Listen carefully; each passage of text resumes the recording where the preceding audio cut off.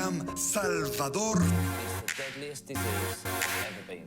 There's something good about deepfakes too. Really?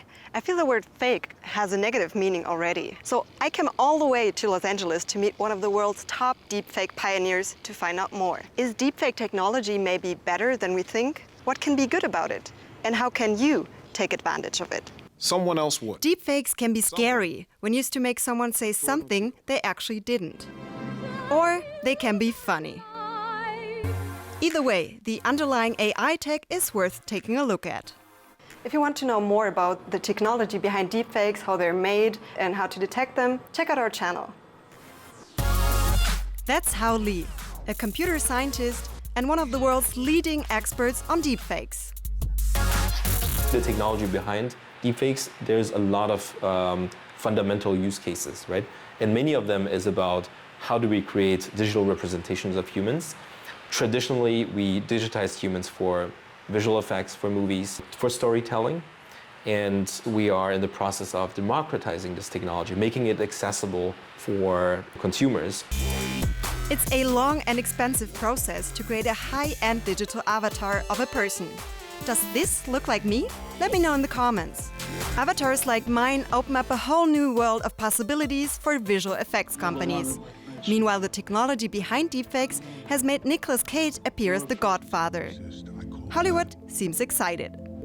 Now it's suddenly, wow, everything we did in the past could be replaced by a completely different solution. Having these scalable capabilities of creating a cheaper way of creating content basically means that we can also focus more on better movies. So hopefully we're going to see an improvement of consumer experiences. Hao Li used to work in the movie industry. He helped digitally recreate Paul Walker for the movie Fast and Furious 7 after the actor had died.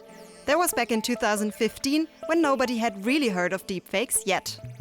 Today, deepfake technology can bring anyone back to life, even someone long gone, like Spanish painter Salvador Dalí. It is good to be back. In the Dalí Museum in Florida, you can even take a selfie with him. Ooh la la! Hao Li's startup Pinscreen creates basic personalized avatars, generated from just one selfie.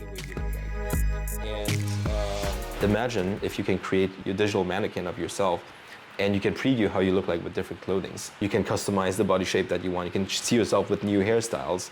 You can preview all that if you can digitize your likeness. Traditionally, what you would need it is, an entire VFX company, but that's not something people can afford.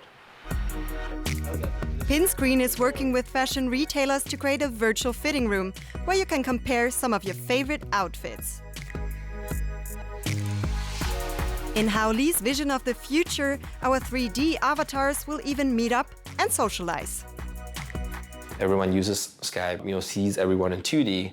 To be honest, it still sucks, right? So it's not something that can really replace an in-person meeting. You need to communicate intimate feelings. You need to be actually there. And if you want to replace a physical meeting with a virtual one, it has to be in 3D. Watch this anti-malaria campaign with David Beckham. It isn't just any disease. It's the deadliest disease there's ever been. Se dice que ha matado más de la mitad de la población que ha existido. It's a deepfake in 9 different languages. Its creators built and animated a 3D model of the soccer star. In the future, the technology could be used to dub movies. Wouldn't it be cool if you could speak as many languages as you want? And there's an even funnier side to it. The deepfake Everybody Dance Now. Researchers transpose professional dancers' moves onto the bodies of amateurs.